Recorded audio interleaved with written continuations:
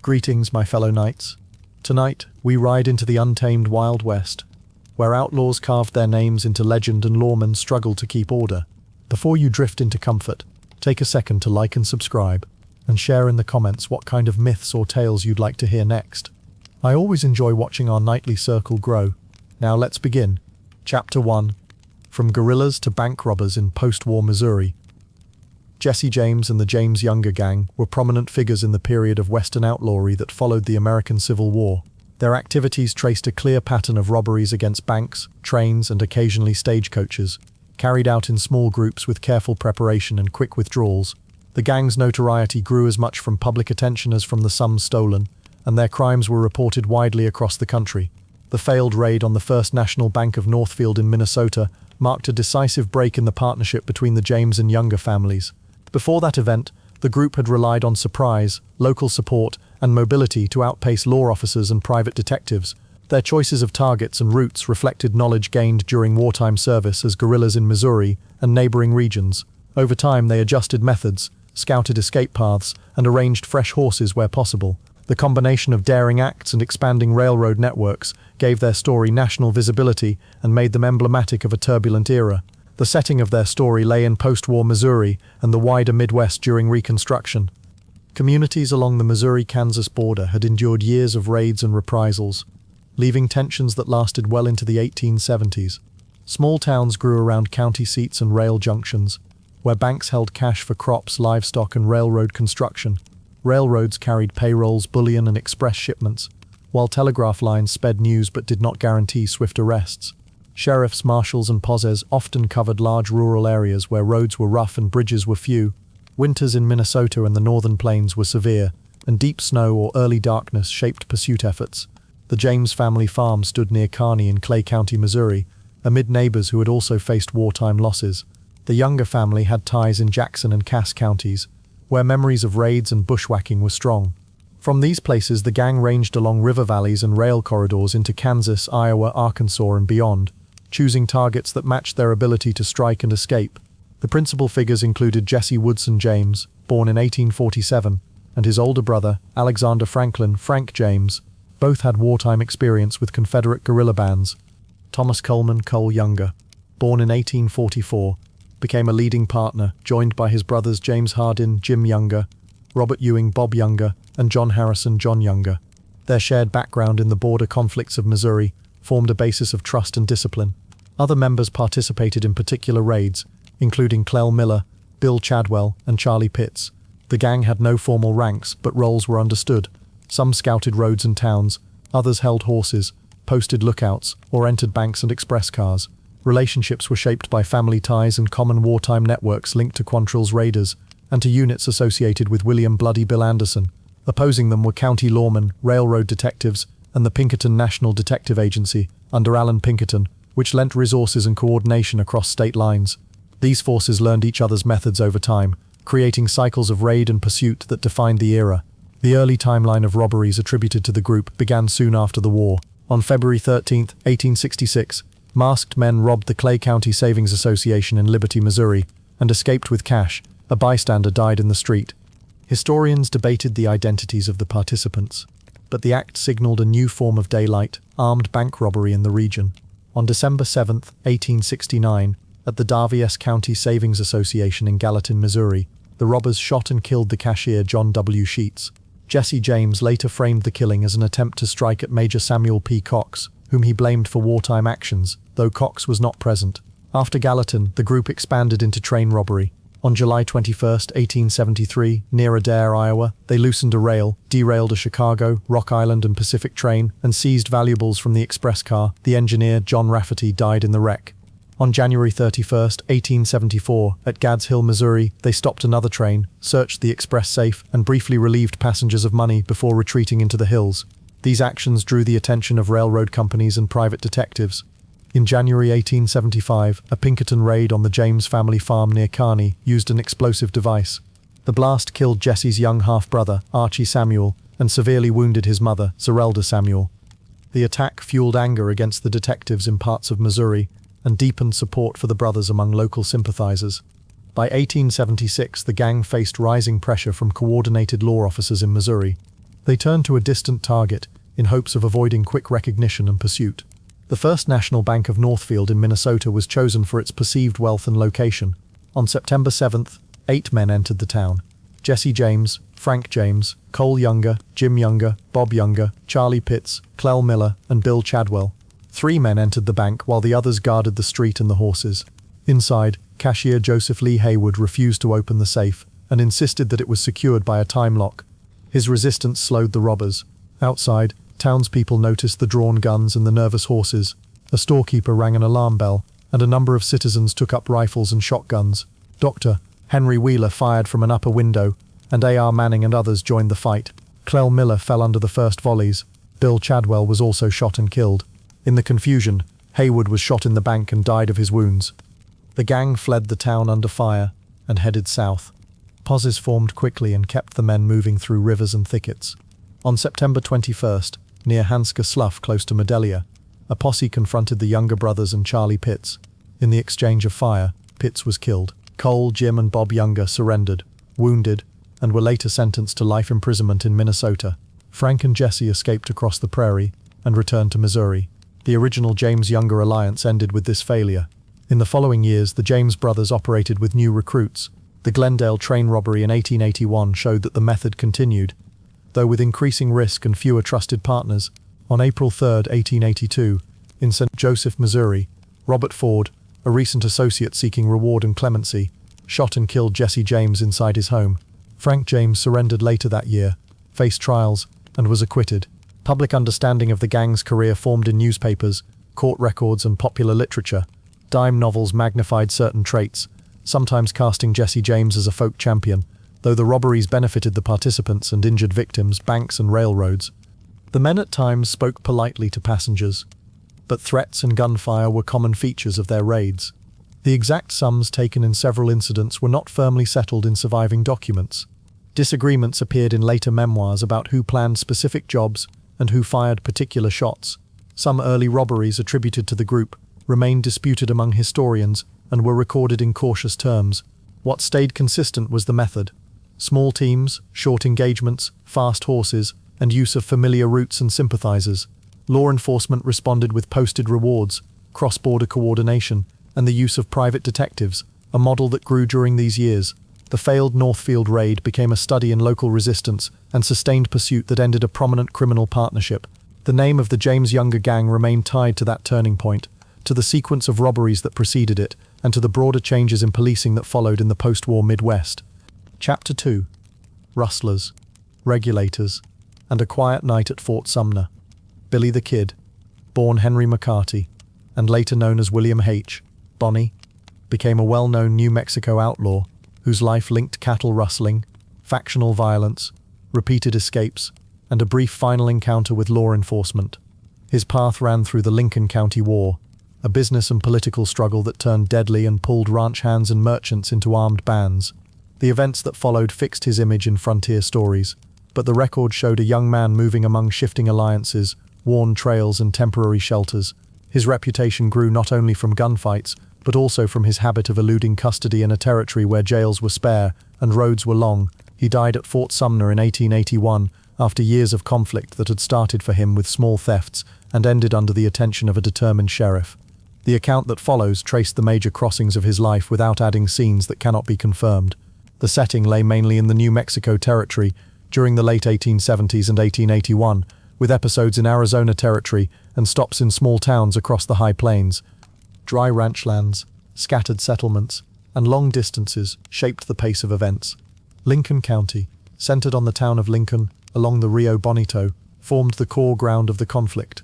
Nearby places, including Fort Sumner on the Pecos River, White Oaks, Las Vegas in the Territory, and Mesilla near the Rio Grande, appeared as points of travel or custody. The economy mixed cattle grazing, trading houses, and supply contracts connected to nearby military posts and native reservations. Law enforcement came from county sheriffs, posses of volunteers, and at times help from territorial authorities. Communication moved through riders and newspapers, which meant rumors and facts often traveled side by side. The terrain and the sparse infrastructure allowed armed groups to move quickly from ranch to canyon and made arrests difficult. The principal figure was Henry McCarty, who used the name William H. Bonney and was widely called Billy the Kid. He associated with ranch hands and small outfit owners who came into conflict during the Lincoln County War. John Tunstall, a young English rancher and merchant, and his attorney and partner Alexander McSween formed one side of that rivalry. Their opponents were Lawrence Murphy and James Dolan, merchants whose firm, often called the Murphy-Dolan faction, held earlier county influence. Sheriff William Brady aligned with the Murphy-Dolan side, while deputies and hired gunmen moved between groups. The Regulators, a posse originally organized under legal paperwork, gathered men loyal to the Tunstall-McSween interest. Among them were Dick Brewer, who first led the group, Charles Bowdra, and Josiah Doc Scurlock. Later, Sheriff Pat Garrett entered the story as the lawman who pursued and captured, and then again pursued, Billy the Kid. Territorial Governor Lew Wallace tried to settle prosecutions arising from the war and met with Billy the Kid during that process. Pete Maxwell, a rancher at Fort Sumner, provided the setting for the final encounter. Before the Lincoln County War, Billy the Kid moved often and lived by odd jobs and petty theft. He was arrested in Silver City for a minor theft and escaped through a small window, which began a pattern of avoiding confinement. He went to Arizona Territory, where a saloon dispute at Camp Grant in 1877 ended with the death of Frank Cahill, and he rode back into New Mexico to avoid arrest. In late 1877 he found work near Lincoln, and came under the protection of John Tunstall, who employed him as a hand and sometimes guard. Tensions grew between the Murphy-Dolan faction and the Tunstall-McSween partnership over debts, contracts, and control of county offices. On February 18, 1878, a posse aligned with the Murphy-Dolan side killed Tunstall along a remote stretch of land outside Lincoln. The killing ignited the Lincoln County War. The Regulators formed with Dick Brewer as captain, under a writ that allowed a search for Tunstall's killers. Billy the Kid rode with them, and the conflict moved from arrests to ambushes when the legal framework failed to hold. Armed confrontations followed. The Regulators captured and later killed two suspects, William Morton and Frank Baker, while taking them under guard, a moment that signaled the war's turn from legal pursuit to revenge. On April 1, 1878, members of the Regulators ambushed Sheriff William Brady and his deputies on the main street of Lincoln. Brady was killed and a deputy was wounded. At Blazer's Mill days later, a fierce exchange with Buckshot Roberts left Roberts and Dick Brewer dead, and others on both sides wounded, and the Regulators withdrew. Through the spring, small fights and raids continued, with ranches and stores serving as temporary forts. By mid-July 1878, the conflict concentrated in Lincoln. Opposing forces surrounded the McSween home and nearby buildings in an extended standoff later called the Five-Day Battle of Lincoln. On July 19th, as the house burned, McSween was killed while trying to escape. Billy the Kid slipped out under fire with a few others and survived the night, but the Tunstall-McSween cause collapsed. Afterward, most men dispersed, and the county moved toward a fragile peace enforced by newly appointed officials. After the war, Billy the Kid drifted among ranches along the Pecos and in the Capitan Mountains, often linked to horse and cattle theft. Governor Lew Wallace announced amnesty measures and sought testimony to clear the crowded dockets that followed the fighting. Billy the Kid met Wallace in secret at Lincoln in March 1879 and agreed to give information in exchange for a possible pardon. He later testified in court proceedings connected to the war. The promised clemency did not arrive, and he slipped away again. He spent 1879 and 1880 rustling with friends such as Tom O'Folliard and Charles Bowdra, and moving through Fort Sumner, White Oaks, and the surrounding ranches. In late 1880, Sheriff Pat Garrett, recently elected in Lincoln County, organized posses to pursue him. Garrett's men killed O'Folliard near Fort Sumner and Bowdra soon after during a siege at Stinking Spring in December. On December 23, 1880, Garrett captured Billy the Kid at Stinking Spring and delivered him to Santa Fe. In April 1881, a court at Mesilla convicted him for the murder of Sheriff Brady, and he was sent to Lincoln for execution. On April 28, 1881, he escaped from the Lincoln County Jail by killing deputies James Bell and Bob Ollinger, and rode away from town. He returned to familiar ground near Fort Sumner, where friends gave him shelter. Chapter 3. The Wild Bunch. Rails and the Long Ride South. Butch Cassidy and the Sundance Kid led a loose confederation of train and bank robbers, whose coordinated methods stood out in the final years of the American frontier. Their group, widely known as the Wild Bunch, favored precise planning, fast withdrawals, and the calculated use of dynamite on express safes. They prepared relay strings of fresh horses well ahead of each strike, so the escape unfolded in stages across open country. The pattern brought quick gains and wide attention, and it pushed railroads, sheriffs, and private detectives into more organized pursuit.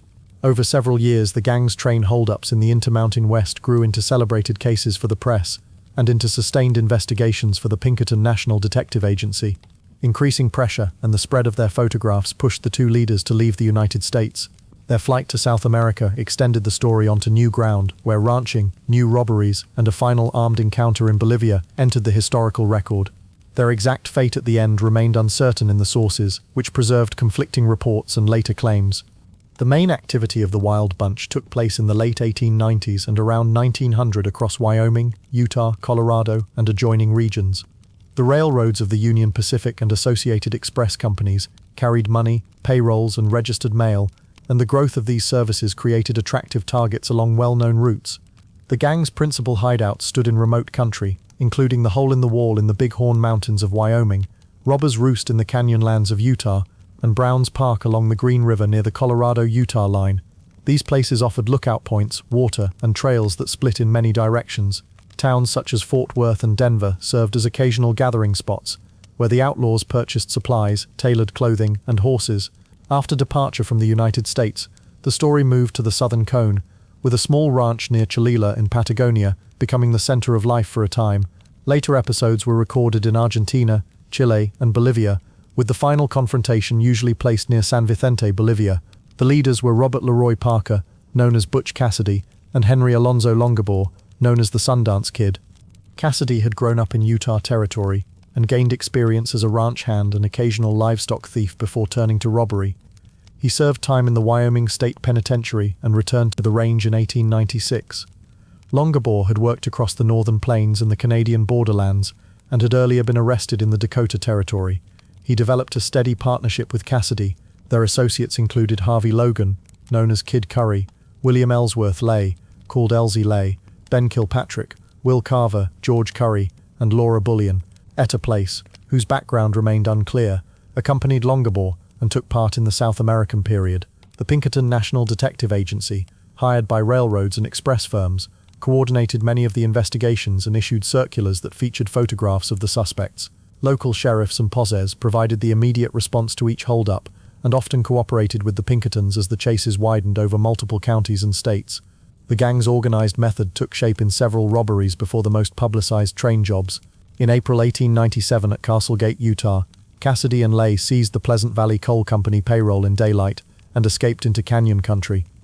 Over the next 2 years, the Wild Bunch prepared more ambitious strikes against trains, focusing on express cars that carried cash and valuables. On June 2, 1899, near Wilcox, Wyoming, masked men halted a Union Pacific train, separated the locomotive and express car, and used dynamite to open the safe. The charge scattered debris and damaged currency, but enough remained to make the job profitable. Relay horses had been placed along a planned route, allowing the gang to keep moving as posses tired. Pursuers tracked fragments of paper money across the sagebrush and river crossings, and exchanges of fire occurred on several lines of pursuit. The robbery drew national notice and prompted railroads to hire more guards and to coordinate with territorial officials on telegraph alerts. The gang's next months featured divided movements as they shifted between hideouts to avoid converging posses. By late 1899 and 1900, investigators focused on the Wild Bunch with renewed tools and attention. The group gathered in Fort Worth, Texas, and sat for a studio photograph that later became known as the Fort Worth 5 image, showing Cassidy, Longabaugh, Kid Curry, Will Carver, and Ben Kilpatrick dressed in town clothes. Pinkerton circulars reproduced the photograph and spread it across the West, making identification easier at rail depots and hotels. On August 29, 1900, a Union Pacific train near Tipton, Wyoming, was held up and the express safe was opened with dynamite, again followed by a relay horse escape. Contemporary reports linked other robberies, including the First National Bank of Winnemucca in Nevada, to members of the Wild Bunch, though attribution varied by source. As pressure mounted, Cassidy and Longabaugh left the United States in 1901 with Place, traveled to Argentina, and bought or leased land near Cholula. They lived as ranchers for several years while remaining under notice by Argentine authorities and by agents passing information through consulates. After local inquiries increased, they sold their interest and began moving again. Subsequent reports in 1905 and 1907 attributed robberies in southern Argentina and across the Andes to them and to changing companions. In 1908, Bolivian authorities reported a shootout near San Vicente after the robbery of a mining payroll, with 2 bodies recovered that were said to be Cassidy and Longabaugh. Identification at the time relied on witness descriptions and belongings. The Wild Bunch operated during a transitional period when railroads, the telegraph, and private detectives narrowed the space in which outlaws could move. Express companies adapted by hardening safe technology, placing guards on cars, and coordinating serial number tracking on currency. The gang's reliance on dynamite reflected skills common in a mining region and saved time at the scene, though it sometimes destroyed part of the take. Their relay horse system exploited open-range conditions and friendly ranches to keep ahead of posses over long distances. Press coverage helped shape their public image, and later films and novels expanded it, often smoothing out disputed details. The end of Cassidy and Longabore remained uncertain, and later searches and exhumations did not produce conclusive scientific proof of their graves. Within the patterns of the period, their story showed how planning, mobility, and coordinated pursuit defined the closing years of Western outlawry, and how the line between legend and record grew from a trail that ran from Wyoming to the Andes. Chapter 4. From Texas feuds to an El Paso night, John Wesley Hardin stood as one of the most frequently mentioned gunmen of the American West, known for a long record of shootings across Texas. His life traced a steady course from local disputes and regional feuds to a sustained manhunt, a long prison term, and a final encounter in El Paso. Many of the incidents tied to him arose from gambling quarrels, saloon confrontations, and the unsettled politics of Reconstruction-era Texas. He later boasted of dozens of killings, while courts and newspapers documented fewer. His story showed how personal vendettas, factional loyalties, and limited law enforcement shaped outcomes. It also closed with a formal arrest by the Texas Rangers, years in a state penitentiary, and a death that followed a tense public disagreement with a local peace officer. The setting stretched across central and south Texas during the late 1860s and 1870s, and reached into cattle trail towns on the Great Plains. The period included the aftermath of the Civil War, the rise of stock drives, and the slow expansion of rail lines and telegraphs. Texas counties such as Gonzales, Comanche, and others served as frequent backdrops for disputes. Gambling halls and saloons provided meeting places where arguments began and sometimes turned violent. The Texas frontier changed as rangers, sheriffs, and courts built their reach. The trail also led beyond Texas, as Hardin used aliases and moved across the Gulf Coast and into the southeast. The timeline closed in El Paso in 1895, a border city where lawmen, gamblers, and travelers mixed under the lights of saloons and hotels. The principal figure was John Wesley Hardin, a Texas-born cattle hand, gambler, and gunman who moved often and used assumed names. He married Jane Bowen and had children, and he kept contacts among relatives and allies who offered shelter and information. The opposing figures included local sheriffs and deputies, as well as the Texas Rangers, a statewide force that pursued fugitives. Captain John B. Armstrong of the Rangers played a central role in Hardin's capture. Other named figures were Sheriff Jack Helm, an officer connected to a regional feud, Deputy Sheriff Charles Webb of Brown County, and John Selman Sr., an El Paso constable. These relationships developed through arrests, warnings, threats, and sudden clashes in public places. The early course of Hardin's career followed the rhythm of Texas trail seasons and the loose order of frontier towns. Disputes at card tables and in dance halls escalated into gunfire. During the Sutton-Taylor feud, he associated with men opposed to the Sutton faction and took part in ambushes and surprise attacks. Accounts tied him to the killing of Sheriff Jack Helm in 1873, with versions differing on who fired which shots.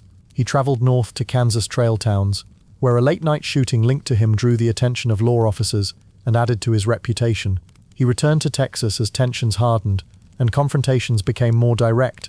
In 1874 in Comanche, a brief exchange with Deputy Sheriff Charles Webb ended with Webb dead, and the public reaction shifted from rumor to organized pursuit. The killing of Charles Webb set off a determined hunt that involved county posses and the Texas Rangers. Hardin fled under aliases through several states and stayed in boarding houses while allies helped him move.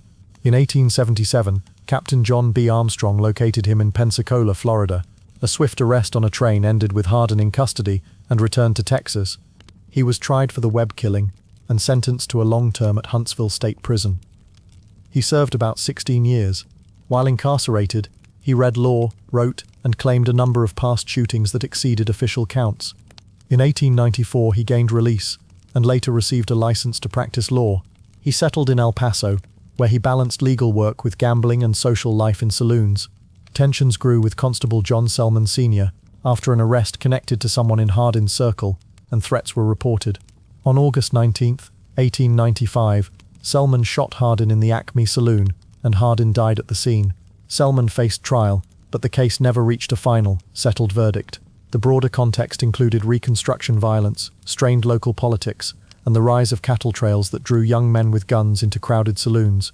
Newspaper coverage mixed confirmed facts with hearsay, and Hardin's own memoir added stories that historians later questioned. He claimed to have killed 44 men, while modern research placed the number lower. Some famous anecdotes remained disputed, and the exact details of certain incidents were not recorded. After his death, he was buried in Concordia Cemetery in El Paso. His life showed how feuds, gambling rooms, and limited institutions shaped the careers of outlaws, and how time and record-keeping narrowed legend into a documented end. Chapter 5. Younger's Bend, Federal Courts and a Final Ride. Belle Starr's life followed the borderlands between settlement and outlawry in Indian Territory, with episodes that drew the attention of federal courts and newspapers. Born Myra Maybelle Shirley in 1848, she became known as Belle Starr by the time her name appeared in court records and reports about horse theft. Her story involved family ties, marriages that linked her to regional conflicts, and a household that became a waypoint for fugitives. Arrests for stock theft and fencing brought her before the federal bench at Fort Smith, and a well-documented conviction placed her briefly in prison. The end of her life came with an ambush near her home, and the identity of the killer remained unknown.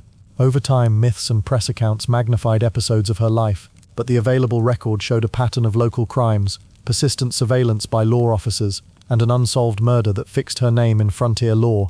Indian Territory in the 1870s and 1880s consisted of tribal nations with their own laws, customs, and communities, overlaid by federal jurisdiction for certain crimes. Rivers such as the Canadian and the Arkansas shaped travel and trade, and wooded bottoms offered cover to riders who wanted to avoid patrols. Fort Smith, Arkansas, sat at the edge of this region and housed the U.S. District Court for the Western District of Arkansas, which handled many felony cases from Indian Territory. Trails linked ranches, ferries, and small settlements, while the distances between court, jail, and scattered homesteads were measured in long rides under watchful eyes. Communication moved by rumor, newspaper columns, and reports carried by deputy marshals to court clerks and judges. In that setting, isolated homesteads, stock corrals, and local alliances often shaped daily life more than distant town ordinances. The principal figure was Belle Starr, who used the name after a first marriage to James C. Reed, a Missourian known as Jim Reed, and a later marriage to Sam Starr of the Cherokee Starr family. She had 2 children, Rosie Lee, called Pearl, and Edwin, called Eddie, who lived with her at different times. Sam Starr was a son of Tom Starr, a Cherokee leader whose family history included internal feuds and episodes of violence, and whose relatives maintained strong local ties. After Jim Reed's death in Texas in 1874 during an encounter with law officers, Belle Starr's connections centered in Indian Territory. The federal judge most often associated with her cases was Isaac C. Parker of the Fort Smith Court. U.S. deputy marshals working under that court pressed investigations in the territory, while tribal authorities and local families managed their own affairs, sometimes in parallel and sometimes in conflict. Early events set the course that led Belle Starr to Younger's Bend, a riverside spot on the Canadian River known for its seclusion and its access to trails. After the Civil War displaced many families, she moved between Missouri and Texas before returning northward with Jim Reed, who turned to robbery and stolen stock. Reed died in 1874 when lawmen confronted him, leaving Belle Starr widowed with 2 children. In 1880, she married Sam Starr in Indian Territory, which placed her within a network of the Starr clan and their neighbors. The couple settled at Younger's Bend, kept horses, and received visitors whose names sometimes appeared later in warrants and affidavits. Reports from the period described exchanges of horses that were not traceable to clear ownership. Complaints by ranchers and affidavits by deputy marshals set the stage for arrests in 1882 and 1883. The pattern drew the attention of the Fort Smith Court, which had authority over crimes such as horse theft that crossed tribal boundaries. Proceedings in 1883 brought Belle Starr and Sam Starr before Judge Isaac C. Parker on horse theft charges. Witnesses described animals taken from one range and found in the Starrs' possession or traded under dubious bills of sale. The evidence persuaded the court, and both received prison terms of limited duration under federal authority. Historical records indicated that Belle Starr served her sentence at the Detroit House of Corrections and then returned to Younger's Bend. After release, she resumed life along the river and faced intermittent charges, some of which were dismissed for lack of evidence. In December 1886, Sam Starr and Deputy U.S. Marshal Frank West met at a dance. A confrontation followed, and both men died from gunshot wounds. The loss of Sam changed the balance at Younger's Bend, and Belle Starr kept the homestead with help from family and associates. She later lived with and was reported to have married Jim July Starr, a relative of Sam. On February 3, 1889, while riding near her home, she was shot and killed by an unknown assailant. Contemporary accounts mentioned a shotgun, but the exact details varied. Suspicions fell on more than one person, including a tenant farmer and members of her household, yet proceedings did not yield a conviction. She was buried near her home at Younger's Bend, and the case remained unresolved. Contemporary newspapers, dime novels, and later histories shaped Belle Starr's reputation into a frontier archetype, often calling her the Bandit Queen. The surviving legal record showed more routine crimes centered on livestock, harboring fugitives, and evading warrants rather than command of large robber bands. Her marriages linked her to the Cherokee Starr family and to the cross-currents of tribal, federal, and local law in Indian Territory. Variants of the story of her death named different suspects and motives, and accounts of the weapon and sequence of shots did not fully agree. The identity of the killer stayed unknown. Her name endured because her life touched familiar themes of the region: contested borders, horse herds, family alliances, and the formal reach of a distant court. In that setting, her story closed at Younger's Bend, where the river moved on and the files remained open. Chapter 6: Family Ties, Fast Trains, and a Final Street in Coffeyville.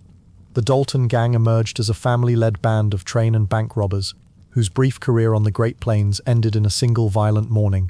Led by brothers Robert Bob Dalton, Grattan Grat Dalton, and Emmett Dalton, they carried out a sequence of holdups that drew the attention of newspapers and law officers across Kansas and Indian Territory in 1891 and 1892. Their robberies followed well-known rails, targeted small towns, and relied on speed, surprise, and local knowledge. The group became noted for attempting what few had tried, robbing 2 banks at once. That plan reached its climax at Coffeyville, Kansas, where a double bank raid failed under concentrated citizen resistance. The moment transformed them from rising outlaws to a cautionary example of how quickly the era's criminal careers could conclude. The combination of kin leadership, regional familiarity, and opportunistic tactics made them a distinctive feature of the closing frontier. Their legacy remained tied to a short arc: rapid ascent, bolder crimes, and sudden collapse in the streets of a town that knew their faces. Their activity took place between the prairie towns of Kansas and the broad reaches of Indian Territory, carried along the expanding network of railroads that crossed the plains. Freight trains, express cars, and small banks were common targets along the Atchison, Topeka, and Santa Fe line and its branches. The landscape offered open routes, scattered depots, and sparse law presence in some districts, but it also fostered communities that responded quickly when threatened. Coffeyville, a commercial point in southeastern Kansas near the Territory line, stood within a day's ride of prior hold-up sites and served as both market and refuge for many travelers. By 1892, towns in this region had organized watchmen, citizen posses, and swift means of summoning help through telegraph. The mix of wide country and close-knit settlements shaped the conditions under which the Daltons planned and moved. October brought cooler weather, shorter days, and busier streets as shipments increased ahead of winter. Against this practical backdrop, the gang advanced toward a final attempt that depended on minutes and distance measured by alleys and corners rather than miles. The central figures were 3 brothers: Bob Dalton, the driving planner; Grat Dalton, an older brother with experience as a lawman; and Emmett Dalton, the youngest participant. They were joined at times by William Bill Dalton, another brother who associated with the group but did not take part in the last raid. Earlier family history included an older brother, Frank Dalton, a deputy U.S. Marshal who died in the line of duty in 1887. Associates who rode with the core trio included Dick Broadwell, a horseman known to the Kansas side of the plains, and Bill Power, whose surname sometimes appeared with an added "Sis" in newspapers. Others appeared briefly, such as Charlie Bryant, who left the story after a custody incident turned fatal. The brothers had served in law enforcement and knew court procedures, deputy practices, and the geography of Indian Territory. That background helped them choose times and routes with a working sense of how possess formed and how telegraph warnings spread. The group operated as a small unit, relying on kinship and a limited circle rather than a large confederation. Their course toward Coffeyville began with train robberies that tested methods and brought increased pursuit. In May 1891, they held up a Santa Fe train near Wharton in the Territory, striking quickly at the express car before riders gathered. A later hold-up followed the pattern, and by mid-1892 they had developed a reputation that crossed state and territorial lines. The Adair robbery in Indian Territory in July 1892 showed the risks of meeting armed resistance. Shots crossed the depot area as the gang tried to control the platform, and the exchange left law officers and bystanders hit. Reports of fatalities circulated, and the incident prompted renewed efforts by deputy U.S. Marshals to track the brothers. The gang learned to change horses, move at night, and avoid well-watched roads, but their faces and names spread widely in the region's papers. By late summer, they sought a larger payoff, possibly to finance escape or to surpass other outlaw reputations. Rumors later claimed that Bob Dalton wanted to outdo the James Younger gang by taking 2 banks at once. The precise origin of this ambition was not recorded in a single document, but the plan took shape in the weeks that followed. On October 5, 1892, the gang rode into Coffeyville in the morning and split between the CM Condon Bank and the First National Bank, both located near the town's center. They tethered their horses in a narrow passage behind the buildings, later called Death Alley, intending a short dash in and out. Inside the banks, they tried to control cashiers and clerks while collecting currency and negotiating access to vaults. Outside, townspeople recognized the riders despite long coats and hats, and hurried to a hardware store for rifles and ammunition. A fast-moving fight developed across streets and alley mouths, with citizens and a few lawmen firing from cover. The gang attempted to withdraw through the alley to reach their horses. Bob Dalton and Grat Dalton fell under concentrated fire. Dick Broadwell and Bill Power were struck during the retreat and died soon after. Emmett Dalton was hit repeatedly and captured alive. Reports varied on the number of his wounds. He was taken into custody and later sentenced to a long term in the Kansas State Penitentiary. Years afterward, he obtained parole and left prison in 1907. He moved west and lived quietly, occasionally writing about his experiences. Bill Dalton, who had not ridden into Coffeyville, later associated with other outlaws and died at the hands of a posse in 1894. The Coffeyville raid ended the Dalton gang as an operating unit within minutes. Newspapers presented the gang as the last flourish of the family-based outlaw band in an era when towns had hardened defenses and law coordination. Some accounts tied the Daltons by kinship to the Youngers, a claim that became part of later storytelling rather than a central factor in their actions. Photographs of the bodies and the alley scene circulated, fixing the event in public memory, while the banks preserved bullet marks as local history. Contemporary reports differed on details such as who fired key shots or the exact sums taken, and those differences remained in later retellings. What stood clear was the pattern: train robberies across the plains, an escalating boldness, and a final confrontation that left 4 men dead and 1 imprisoned. The gang's rise and fall spanned little more than a year, and it marked a turning point where small-town organization met traveling bandits with decisive force. With Coffeyville, the family enterprise ended, and the plains moved on under steadier rules. Chapter 7: Trains, Trails, and a Final Day at Round Rock. Sam Bass led a brief but intense period of stagecoach and train robbery in Texas that ended with a gun battle at Round Rock in 1878. His criminal career stood out for its focus on lightly guarded targets, quick strikes, and reliance on small groups that knew the local terrain. He became widely known after a major train holdup in Nebraska, and then brought the proceeds and the methods back to Texas. Over a span of months in 1878, he and his partners stopped several trains near growing towns, forcing express agents to hand over money and valuables. The state response increased steadily, drawing the attention of the Texas Rangers and county lawmen who tracked his movements across North Texas and the Blackland Prairie. The pursuit ended when gunfire in a Williamson County street left him badly wounded and unable to continue. He died soon after, and his surviving companions scattered or disappeared from public view. The setting centered on Texas in 1877 and 1878, as railroads extended across the plains and new towns grew along the tracks. Dallas and its surrounding communities sat on key lines, including the Houston and Texas Central and the Texas and Pacific, which carried passengers, mail, and guarded express shipments. North of Austin, Round Rock developed along a stage route and the International and Great Northern Line, with a small commercial center and a county presence. Earlier events linked to Bass stretched into the Great Plains, including the Union Pacific Line at Big Springs, Nebraska. Denton County served as a base for parts of the gang's movements, providing familiar roads, sympathetic acquaintances, and places to trade or rest. Law enforcement ranged from local deputies and constables to state-level rangers of the Frontier Battalion, who coordinated pursuit across county lines. The geography allowed fast rides between woodlots, creek bottoms, and rail sidings, which shaped both the robberies and the chase that followed. The principal figure, Sam Bass, moved from laboring and freighting work into outlaw activity and became the leader of a small gang. Early associates included Joel Collins, whose partnership with Bass preceded the Nebraska robbery and ended soon afterward. In Texas, Bass relied on Seaborn Barnes, a close ally, and Frank Jackson, a younger member who stayed near him during the final days.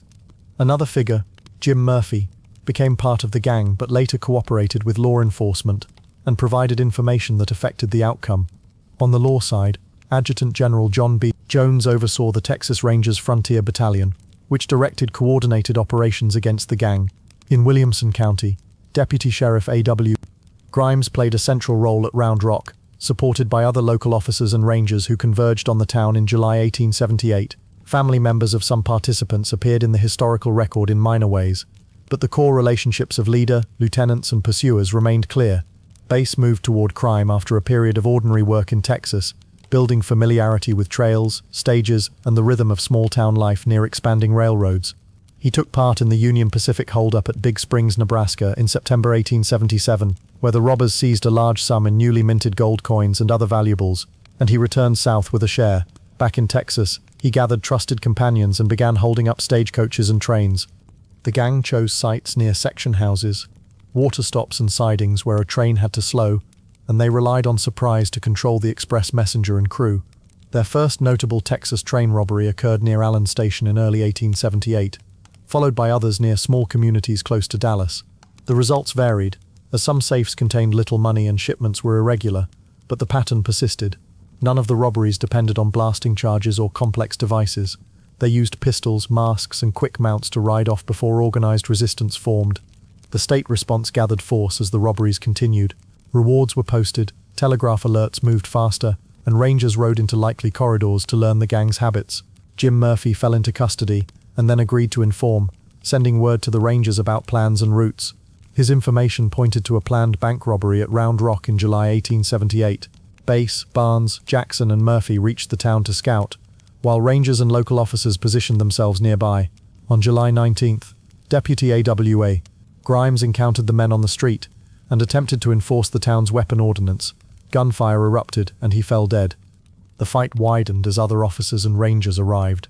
Barnes died in the exchange, Bass took serious wounds to the hand and body, and the gang tried to ride out of town. Jackson helped Bass withdraw, while Murphy slipped away from the shooting. The next day, a posse and rangers found Bass weakened and unable to continue, and they took him into custody. He died of his wounds on July 21st, 1878, while Jackson escaped the area and disappeared from confirmed records. Contemporary newspapers, court records, and memoirs preserved many details, but some points remained disputed, including which side fired the first shot at Round Rock. Reported sums from individual Texas robberies varied, and were sometimes revised as express companies completed their accounting. The composition of the gang on certain stage holdups also appeared inconsistently in sources, and the exact roles of minor participants were not always clear. Over time, songs and stories reshaped the events, especially a popular ballad that presented Bass as a figure of daring who met a hard end. The Rangers' pursuit at Round Rock became part of their institutional memory, illustrating the coordination of state and local law in the late 1870s. In the years after his death, his name stayed linked to the image of quick strikes against rail lines, and a final ride that ended under watch in Williamson County, closing his brief career on the Texas frontier. Chapter 8. A Polite Mask on the California Roads. Black Bart stood out among Western outlaws as a solitary stagecoach robber who relied on calm manners and careful planning rather than violence. His robberies occurred along California routes in the late 1870s and early 1880s, and focused on Wells Fargo Express boxes rather than the pockets of passengers. He gained notice for brief courteous notes and 2 short rhymes he left at scenes, and for a style that avoided gunfire. His identity remained hidden for years, which added to the quiet intrigue around his name. The arc of his story centered on a disciplined approach to ambush, a protracted pursuit by company detectives, a straightforward prosecution, and a subdued exit from public view after prison. The setting was northern and central California during the years after the Civil War, when stage lines still ran across the Sierra Nevada foothills, through heavy timber, and along winding grades. Horses labored over steep climbs, and coaches slowed to a walking pace in ravines and on ridge roads, creating predictable points of vulnerability. Express companies locked cash, gold, and documents in iron or steel boxes bolted to the coach. Messengers rode with shotguns to discourage attacks, but isolated stretches and the long mileage between towns gave ambushers many chances. The roads of Calaveras County, Shasta County, and other mining districts formed the practical stage on which Black Bart operated. Dry summers and wet winters shaped dust and mud conditions, and the wide distances between relay stations left lawmen with long rides to respond. The principal figure was the robber known as Black Bart, later identified as Charles E. Bowles, who also used the name Charles Bolton in city life. He appeared to observers as a slight, middle-aged man who favored a linen duster, a soft hat, and a simple mask fashioned from a flour sack. He often carried a shotgun, though many accounts concluded it was not loaded. On certain occasions he arranged wooden sticks to resemble rifle barrels, placed so they suggested hidden accomplices in nearby brush, though he acted alone. Opposing him were Wells Fargo detectives, notably James B. Hume with assistance from John N. Thacker. Stage drivers and company messengers formed the first line of resistance, while county sheriffs provided local posse support. Records stated that Bowles had served in the Union Army, though he rarely discussed his past. The interplay among these figures gave shape to the long pursuit and its eventual resolution. The pattern of robberies began in 1875, when a masked man halted a coach on a grade in Calaveras County and calmly directed the driver to hand down the express box. In the years that followed, he waited at slow uphill stretches where the team could not run, and visibility favored a man on foot. He chose locations with thick cover and quick escape routes, then moved in with a quiet authority that put drivers on edge but seldom in immediate danger. He declined to take from passengers, preferring sealed company property. 2 times he left neat rhymes signed with a play on the word poet, which drew newspaper attention and gave him a literary tint that he did not otherwise encourage. Wells Fargo tracked the sites on maps and saw common features in grade, brush and timing, and drivers learned to watch for broken twigs and impressions in soft soil. Detectives collected fragments of evidence including footprints, paper scraps and items carried away from pried-open boxes. The robber's measured timing and light step let him fade into timber before a posse could organize. Over the late 1870s and early 1880s, Black Bart carried out a string of holdups that spanned multiple counties and routes, and authorities compiled a growing dossier that pointed to a single careful actor. The pursuit reached its turning point in 1883, near a familiar grade by Funk Hill in the Sierra foothills, when a coach halted and the messenger's absence left the driver exposed. A local hunter soon joined the driver and trailed the robber after the holdup, and gunfire followed in the brush. Black Bart was wounded and fled, dropping parcels and a small personal item that bore a laundry mark. Wells Fargo detective James B. Hume traced that mark through San Francisco laundries and boarding houses and linked it to a man who called himself Charles Bolton. The detectives confronted him without drama at a city address. He was carrying pieces of clothing and small articles that matched witness statements, and he bore a fresh wound and other identifying features that supported the case. After his arrest, the man identified as Charles E. Bowles admitted to the recent holdup and denied some of the earlier ones, while the company credited him with many more. He pled to charges stemming from the 1883 robbery and received a sentence to San Quentin State Prison. He served a portion of a 6-year term and was released in 1888 for good behavior. Reporters noted his composed manner and reserved answers as he left custody, and Wells Fargo kept an eye on him for a time. No verified robberies followed his release. He left San Francisco and soon slipped out of regular notice. Later rumors placed him in the West or possibly beyond California, but no official record confirmed his death or final residence. Variant spellings of his surname appeared in documents, and tallies of robberies linked to him differed among reports, with some reaching more than 24. The quiet arc of his career reflected a type of outlawry that relied on timing, disguise and restraint, and it ended as a subdued memory in California's long ledger of stage roads. Chapter 9. Trains in the Canyons. A gallows in Clayton. Tom Blackjack Ketchum became known for a short, intense series of train robberies carried out across New Mexico Territory and the Texas Panhandle in the late 19th century. His activities centered on intercepting the Atchison, Topeka and Santa Fe Railway, where he and a small circle of associates tried to exploit remote stretches of track and predictable schedules. The Ketchum gang's operations showed the late phase of frontier banditry, when railroads were established, telegraphs were fast, and posses could mobilize quickly. The group's story included linked raids, running gunfights in narrow canyons, and a final solo attempt that ended in capture. It concluded with a highly publicized execution at Clayton in 1901 that became infamous because of a mishandled drop, and with the quiet dispersal or arrest of the remaining participants. The setting lay in open country from the Canadian River breaks and Capulan country of northeastern New Mexico Territory to the cattle ranges of the Texas Panhandle. Towns such as Folsom, Cimarron, Springer, and Clayton anchored ranching districts and rail depots. The Santa Fe line ran across that landscape, using cuts, bridges, and tunnels to handle grades near the Raton Corridor. Telegraph stations stood at intervals, and section crews lived along the track. Seasons of drought and cattle market swings shaped ranch work, and many ranch hands moved between outfits or drifted into seasonal jobs. When robberies occurred at night on isolated stretches, the nearest deputies, stock detectives, or railroad guards had to follow faint sign through rocky canyons and Pinon Hills. The distance between jurisdictions encouraged small bands to rely on familiarity with local trails and waterholes as they chose their targets. The principal figure was Tom Ketchum, a Texas-born cowboy who moved west as a young man and developed a reputation under the nickname Black Jack. His older brother Sam Ketchum worked with him at times and shared both ranch experience and the turn to outlaw activity. Associates appeared and disappeared around them, including Ben Kilpatrick, later called the Tall Texan, and Will Carver, who moved among several bands of the era. Their opponents were railroad employees, county sheriffs, deputy marshals, and ad hoc posses drawn from neighboring communities. Among the lawmen involved in the pursuit were Sheriff Ed Farr and Deputy Henry Love, who took part in hunts through the New Mexico canyons.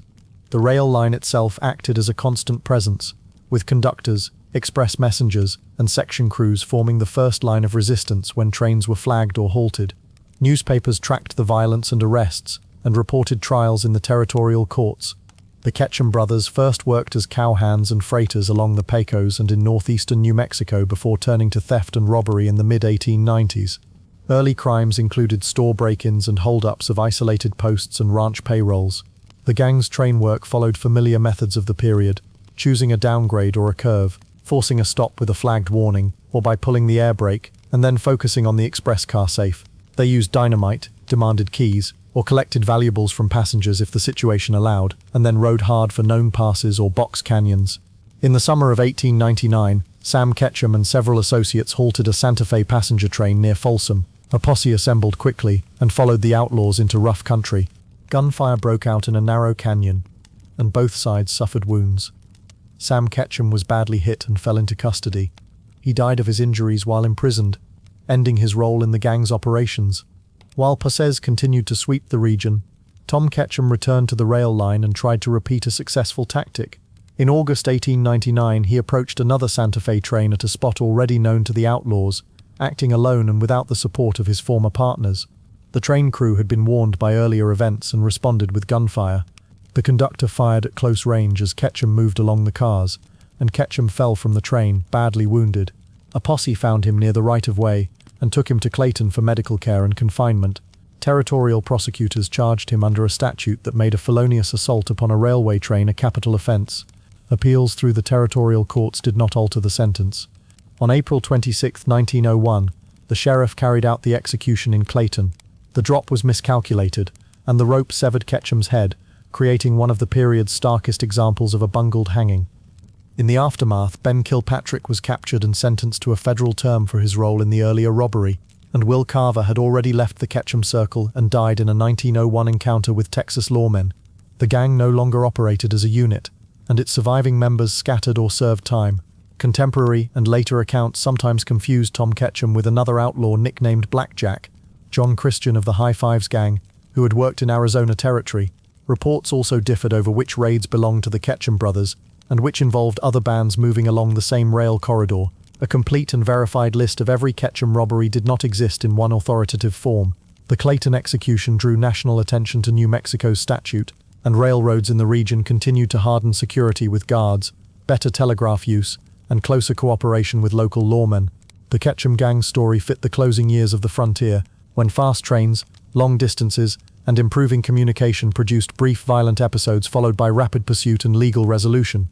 With Tom Ketchum's death and the capture or dispersal of his associates, that chapter of train robbery in New Mexico and Texas came to an end. Chapter 10. A stagecoach stop on the Arizona road. Pearl Hart became known for a rare event in Western crime, a stagecoach robbery carried out by a woman. Her name entered national newspapers in 1899, after a hold-up on the road between Globe and Florence in the Arizona Territory. The incident was brief and clumsy, and the take was small, yet the story traveled far. Editors emphasized her appearance, her calm manner, and the novelty of the act. After the arrest, court proceedings and a prison term followed, and then her public trail thinned into scattered notices and rumors. The case's enduring interest rested less on the scale of the crime, and more on how it stood apart from the familiar patterns of outlawry in the region. It raised no larger insurgency, and overturned no institution, but it added a distinct name to the roster of frontier offenders. What began as a local interruption of travel became a subject of regional and national commentary. With time, the gaps in her biography drew as much attention as the known facts.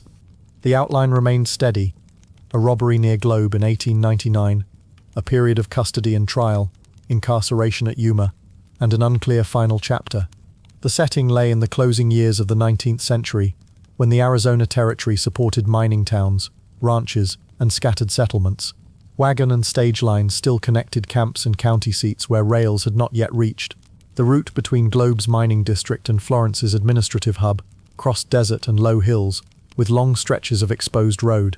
Heat, dust, and distance shaped travel schedules, and the work of drivers and guards. Law enforcement in the territory operated with county sheriffs, territorial courts, and federal jurisdiction over mail and stage interference. The press linked remote towns by telegraph and rail, so events in Arizona could appear quickly in San Francisco, Chicago, and New York papers. Yuma Territorial Prison stood on a bluff above the Colorado River and held men and, on rare occasions, women. Cells were small, daily routines were strict, and administrators kept a close watch on discipline and supplies. In this environment, a single hold-up could draw fast pursuit and a crowded courtroom. The principal figure was Pearl Hart, identified in many accounts as Canadian-born and married young, adopting the surname Hart from her husband. Earlier details of her childhood and movements were recorded unevenly in newspapers and later recollections. She traveled through the West during the 1890s and earned money in mining camps and towns by varied means. Near the time of the robbery, she associated with a man known as Joe Boot, a name widely understood as an alias. Boot appeared in sources as a quiet accomplice, without a public history. The stage she targeted served paying passengers and carried secured mail bags, so any interference drew both local and federal interest. Law officers from Pinal County pursued the case, and territorial prosecutors worked with a United States attorney when the mail was involved. Jailers, wardens, and judges entered the record mainly through formal actions, warrants, transfers, hearings, and sentences. Reporters added color, but court documents created the basic framework of names and roles. The holdup occurred in 1899 on the stage line running between Globe and Florence. According to contemporary reports, Hart and Boot rode into the road, halted the coach at gunpoint, and directed the driver and passengers to hand over valuables. Accounts differed on the exact number of passengers and the size of the haul, but most agreed it was a modest sum in cash and small items. Some reports noted that Hart wore a hat and rough men's clothing and kept a steady tone during the exchange. Other details varied from paper to paper, including whether a portion of money was returned and what words were spoken. When the coach was released, the pair moved into rugged country rather than attempting a quick ride along the road. The driver carried the news forward, and a posse gathered as soon as the alarm reached the nearest town. The terrain favored trackers who could read sign, and the search ranged over arroyos and mesquite thickets that offered little cover to tired riders. Within a short period, the pursuit came within sight of the suspects. The chase ended with the capture of the pair without a firefight. Hart and Boot were taken into custody by local officers and brought to a county jail for holding an interview. The first legal steps moved through territorial procedures, and then federal authorities became involved because the mail had been disturbed. Not long afterward, Hart slipped out of a county jail in a brief escape that attracted fresh headlines. She was recaptured without violence and returned to custody to await trial. Court proceedings stretched over months and included motions, venue decisions, and separate counts. Reports described a mixed outcome in which an acquittal on one charge was followed by a conviction on a federal charge related to obstructing or robbing the mail. Sentencing sent Hart to Yuma Territorial Prison for a term measured in years, while Boot received his own sentence in a separate process. Prison records showed Hart as one of very few women held at Yuma. She worked under supervision, kept to regulated routines, and received occasional visitors. After a period of confinement, the territorial governor issued a pardon in 1902, with public explanations varying from health considerations to administrative judgment. Boot's later fate was recorded inconsistently in newspapers, and no single account became authoritative. After release, Hart's public trail grew thin. Some notices placed her in a small traveling show that reenacted the hold-up for paying audiences. Other reports suggested she left the territory and tried to keep a low profile in larger cities. Claims arose that she remarried or used a different name, but the documentation was fragmentary. A few local histories recalled brief sightings, yet official records remained sparse. Because she had become a symbol of a rare kind of frontier crime, editors continued to reprint earlier stories and photographs whenever a new rumor circulated. Historians noted that stagecoach robbery itself had waned by the turn of the century, as rail and telegraph links shaped travel and finance. Her case stood at the tail end of that era, and drew notice primarily because of gender expectations and the reach of the press. The particulars of her later life were unknown in firm detail. The known events formed a complete arc: a small robbery on an Arizona road, arrest and trial in territorial courts, time at humor, and an exit into uncertainty.